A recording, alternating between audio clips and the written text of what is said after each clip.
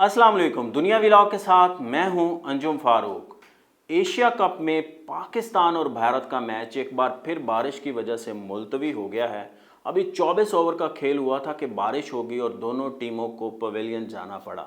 ये इस टूर्नामेंट के अंदर दूसरी दफ़ा ऐसा हुआ है। 2 सितंबर को भी बारिश हो गई थी पाकिस्तान और भारत के मैच के अंदर, वो ड्रॉ हो गया था, दोनों को एक एक पॉइंट मिल गए थे। उसके बाद पाकिस्तान ने बहुत कोशिशें की, एशियन क्रिकेट काउंसिल को ख़त लिखा कि आप जो है ना इसका वेन्यू चेंज कर दें, क्योंकि उस दिन भी महकमा मौसमियात ने फॉरकास्ट किया हुआ है कि कोलंबो के अंदर बारिश होगी, इस मैच को कोलंबो में मत रखें, इसे वहाँ से वेन्यू तब्दील कर दें। मगर जो एशियन क्रिकेट काउंसिल है उसके जो सरबराह हैं, सदर हैं, वो जे शाह हैं, वो अहमद शाह के जो है ना बरखुरदार हैं, जो भारत के वज़ीर दाखिला हैं और मोदी साहब के राइट हैंड हैं, उनकी हठधर्मी ने और भारतीय क्रिकेट बोर्ड के प्रेशर ने ऐसा नहीं होने दिया। उन्होंने वेन्यू चेंज नहीं किया, और वो वेन्यू इसलिए नहीं चेंज किया क्योंकि इस टूर्नामेंट की जो मेज़बानी है वो पाकिस्तान के हाथ में है। ये पहले भी इस टूर्नामेंट को ख़राब करने की कोशिश की गई।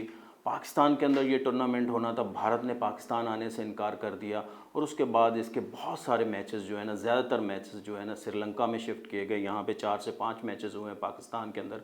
उसके बाद फ़ाइनल भी कोलंबो में होना है, तो कोलंबो में बारिश उस दिन भी जो है ना, फ़ाइनल वाले दिन भी फॉरकास्ट की है कि वहाँ पे बारिश हो सकती है, मगर जो है ना जो एशियन क्रिकेट काउंसिल है वो नहीं माना, और उसका नतीजा आज हमने देखा। मगर पाकिस्तान की कोशिशों से ये हुआ कि एक रिज़र्व डे मिल गया है। अब कल मैच यहीं से शुरू होगा, फिर देखते हैं कौन जीतता है कौन हारता है। बारिश की वजह से मुलतवी नहीं होना चाहिए। इतनी बड़ी गेम को पूरी सब कॉन्टिनेंट के लोग देखते हैं, जहाँ जहाँ क्रिकेट को देखा जाता है वहाँ लोग देखते हैं, तो ये एक बहुत बड़ा मार्का होता है, मैच होता है, इसको ऐसे मुलतवी नहीं होना चाहिए। भारत इतनी हठधर्मी क्यों दिखाता है, इंडियन क्रिकेट बोर्ड इतनी हठधर्मी क्यों दिखाता है?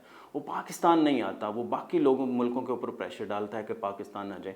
इसका सिर्फ और सिर्फ मसला इकॉनमी का है, क्योंकि भारतीय क्रिकेट के अंदर बहुत पैसा है। जो IPL है उसके अंदर बहुत पैसा है, जो बाकी ममालिक के खिलाड़ी हैं उनको बहुत अट्रैक्शन है। पाकिस्तान ने अपना PSL शुरू किया, उसका तोड़ निकाला, मगर ज़ाहिर है उसके अंदर इतनी इकॉनमी इन्वॉल्व नहीं है, इतना पैसा इन्वॉल्व नहीं है जितनी भारतीय IPL के अंदर कशिश है।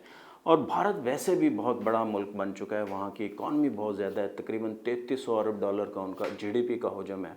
उनके जो लास्ट ईयर जो एक्सपोर्ट्स थी वो तकरीबन 760 अरब डॉलर की थी। उनके जो सेंट्रल बैंक के पास रिज़र्व में 603 अरब डॉलर के रिज़र्व में, तो वो 7% के ऊपर तरक्की करता है। उनकी IT का सेक्टर जो है बहुत आगे है, वहाँ पे 200 अरब डॉलर का IT का उनका वो है शोबा है। तो इसको हमें भारत की इकॉनमी इतनी आगे बढ़ चुकी है कि वो हर तरफ गलबा डाल रहा है। G20 की अब वो कॉन्फ्रेंस हो रही है वहाँ पे, और पाकिस्तान जो भारत है वो उसकी ज़ाहिर मेज़बानी कर रहा है, उसका सदर मुल्क है। इस दफ़ा की सरबराही G20 की भारत के पास है, इसलिए इंडिया के अंदर इस वक्त वो G20 की कॉन्फ्रेंस हो रही है। अमेरिका के प्रेसिडेंट वहाँ पे आए हैं, जो मोहम्मद बिन सलमान है, सऊदी वली अहद, वो वहाँ पे हैं। चाइना के प्राइम मिनिस्टर हैं, रशिया के वज़ीर ख़ारजा हैं, और बाकी ममालिक से भी जो उनके सरबराहान मुमलिकत आए हुए हैं, और वहाँ पे बड़े बड़े फ़ैसले हो रहे हैं। वहाँ पे G20 ममालिक को बारे में मैं आपको बताता चलूँ, इसकी थोड़ी सी हिस्ट्री बताता हूँ, ब्रीफ हिस्ट्री बताता हूँ। ये 99 के अंदर शुरू की गई थी। उसके पहले इसके अंदर वज़ीर ख़ारजा और सेंट्रल बैंक के जो हेड्स होते थे, गवर्नर्स होते थे, वो आते थे। मगर जब 2007 के अंदर पूरी दुनिया के अंदर मुआशी बहरान आया, तो उसके अंदर इसको फिर सरबराही इजलास के अंदर तब्दील कर दिया गया। 2008 के अंदर पहला इजलास इसका वाशिंगटन के अंदर हुआ, और तब से लेके चल रहा है। ये जो ममालिक हैं, इसके अंदर चाइना है, अमेरिका है, कनाडा है, ऑस्ट्रेलिया है, UK है, इंडिया है, टर्की है, जर्मनी है, इंडोनेशिया है, रूस है, सऊदी अरब है, फ्रांस है, जापान है, इटली है, ब्राज़ील है, साउथ अफ्रीका है, साउथ कोरिया है, अर्जेंटीना है। G20 ममालिक मुआशी तौर पे बहुत मजबूत हैं। आलमी जो GDP है उसका 85% 85% यही ममालिक कौन करते हैं, और जो आलमी तजारत है उसका 75% इन्हीं ममालिक के हाथ के अंदर है। इसलिए इस कॉन्फ्रेंस का इंडिया के अंदर इनेकाद होना इंडिया की बहुत बड़ी कामयाबी करार दिया जा रहा है। G20 का इजलास जो उसकी कामयाबी का दारोमदार उस वक्त होता है कि मुश्तरका तौर पे जो एलामिया आए वो इत्तफाक़ राय से आए। अब देखना ये है कि इस दफ़ा इंडिया के अंदर जो इजलास हो रहा है उसका एलामिया जो है ना इत्तफाक़ राय से आता है या नहीं आता। इसके चांसेस बहुत कम है, क्योंकि जो यूक्रेन वार है उसको लेकर रशिया और चाइना वो एक तरफ खड़े हुए हैं। इसलिए मुझे नहीं लगता कि मुश्तरका तौर पे एलामिया आएगा, इत्तफाक़ राय से ये एलामिया आएगा। इसका जो सबसे बड़ा प्रोजेक्ट है उसको अनाउंस किया गया है, वो इंडिया मशक़ वस्ता यूरोप इकनॉमिक कॉरिडोर है। یہ جو سی پیک ہے یا جو روڈ اینڈ بیلٹ جو چائنا کا ایک منصوبہ ہے، یہ بالکل اس کا متبادل ہے، اور اس کے پیچھے امریکہ ہے۔ امریکہ نے یہ انیشیٹ کروایا۔ امریکہ کا بہت بڑا خواب تھا کہ وہ چائنا کے روڈ اینڈ بیلٹ منصوبے کا جو ہے نا الٹرنیٹ لے کے آئے، تاکہ وہ چائنا کو ڈیمیج کر سکے، کیونکہ جو چائنا کی اور امریکہ کی جو اقتصادی وار ہے اس کے اندر جو ہے نا برتری حاصل کی جائے۔ اس کے لیے انہوں نے جو انڈیا کا یوز کیا ہے، ظاہرہ انڈیا کے اندر پریزیڈنٹ جو بائیڈن خود گئے ہیں اور اس کا بڑا والہانہ استقبال کیا گیا۔ امریکی صدر نے کہا ہے کہ اس منصوبے سے مشرق وسطیٰ کے اندر جو ہے نا خوشحالی آئے گی، استحکام آئے گا، ہم آہنگی آئے گی، اور ان کے لیے بہت بڑا فائدہ مند ہوگا۔ جو مشرق وسطیٰ کا یہ ایکچولی ہونا یہ ہے کہ یہ بامبے سے دبئی مال جائے گا سمندر کے رستے سے، اور اس کے بعد وہاں پہ ایک ریل کا سسٹم بنایا جائے گا۔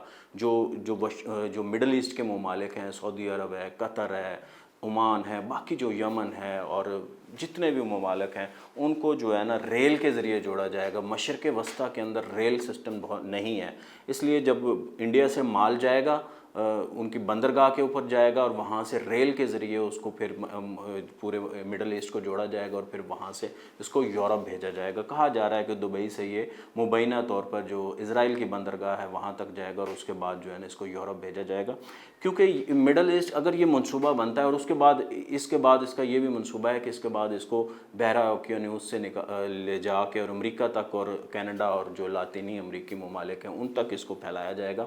یہ اسی طرح کا ہی جو روڈ اینڈ بیلٹ منصوبہ ہے وہ 2008 کے اندر شروع ہوا تھا، جو چائنا نے شروع کیا تھا، وہ بہت میچور ہو چکا ہے، اس پہ کافی کام ہو چکا ہے۔ جو پاکستان کا سی پیک ہے وہ بھی اسی کی ہی جو ہے نا ایک کڑی ہے۔ وہاں جو چائنا سے روڈ کے ذریعے ہمارا جو ہے نا گوادر تک جاتا ہے، اور اس کے بعد سمندر کے راستے افریقہ اور مڈل ایسٹ تک جاتا ہے مال، اور پھر یورپ جاتا ہے۔ تو یہ ایک اس کا الٹرنیٹ ہے امریکہ نے جو سوچا ہے۔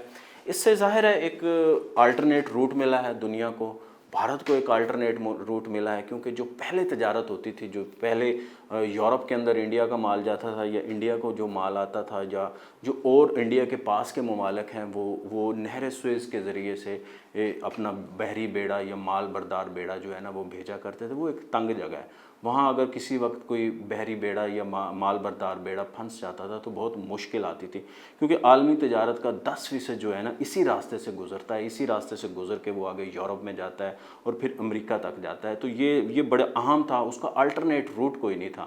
2021 میں بھی ایسا ہوا تھا کہ ایک بحری بیڑا وہاں پہ پھنس گیا تھا، اور اس کے بعد پورا مال جو پوری دنیا کا مال وہاں سے گزرنا تھا وہ 1 ہفتہ لیٹ ہو گیا تھا۔ جب اس طرح کا جو مال ہے، جو ایکسپورٹ کا مال ہے، وہ جب لیٹ ہو جاتا ہے تو ظاہر ہے اس کی کاسٹ بڑھ جاتی ہے، اس کے خرچے بڑھ جاتے ہیں، تو اس سے ظاہر ہے پھر اس طرح وہ اتنا افیکٹو نہیں۔ ایک الٹرنیٹ روٹ ہوگا، اس سے ظاہر ہے مڈل ایسٹ کو بھی بہت فائدہ ہوگا، کیونکہ ریل کا جو سسٹم ہے وہ بچھایا جائے گا، جو وہاں پورے مڈل ایسٹ کے اندر پہلے اس طرح سے نہیں ہے۔ بھارت کے اندر ریل کا سسٹم اچھا ہے، یورپ کے اندر ریل کا سسٹم اچھا ہے، بیچ میں جو کنیکٹیوٹی ہے جو مڈل ایسٹ کی ہے، اس کو اگر وہ بہتر کر لیتے ہیں تو پھر ظاہر ہے اس سے پھر فائدہ ہوگا، تجارت کو فائدہ ہوگا۔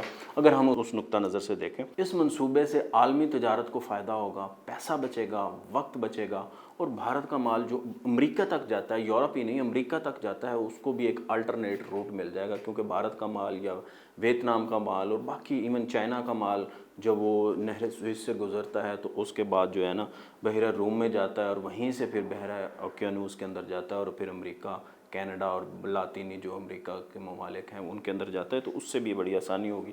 مگر دیکھنا یہ ہے کہ جو چائنا کا روڈ اینڈ بیلٹ منصوبہ ہے، جس سے اس کا اثر و رسوخ بڑھا ہے، اس سے تجارت بڑھی ہے، مڈل ایسٹ کے اندر اس کا اثر و رسوخ بڑھا ہے، اس کی تجارت بڑھی ہے، افریقہ کے اندر بہت انویسٹ کیا ہے، یورپ کے اندر انویسٹ کیا ہے، ایون امریکہ تک اور لاطینی جو ممالک ہیں وہاں تک اس کا مال جاتا ہے۔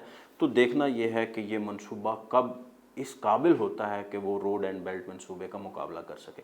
ابھی ہم اس منصوبہ، ظاہر ہے یہ خیالات کی دنیا میں ہے، کاغذوں پہ ہے، تو یہ جب اس کے اوپر بہت زیادہ بہت مہنگا منصوبہ ہے، اس کے اندر جو ریل کا سسٹم بننا ہے وہ بہت مہنگا ایکسپینسو ہے، اس کے اندر سعودی عرب بہت ایکسائٹیڈ ہے، بھارت بہت ایکسائٹیڈ ہے، امریکہ بہت ایکسائٹیڈ ہے، یورپ کے ممالک بڑے ایکسائٹیڈ ہیں۔ تو دیکھنا یہ ہے کہ یہ منصوبہ کب تیار ہوتا ہے اور کب عالمی تجارت کے لیے اس سے فائدہ اٹھایا جا سکتا ہے۔ مجھے دیجیے اجازت، اللہ حافظ۔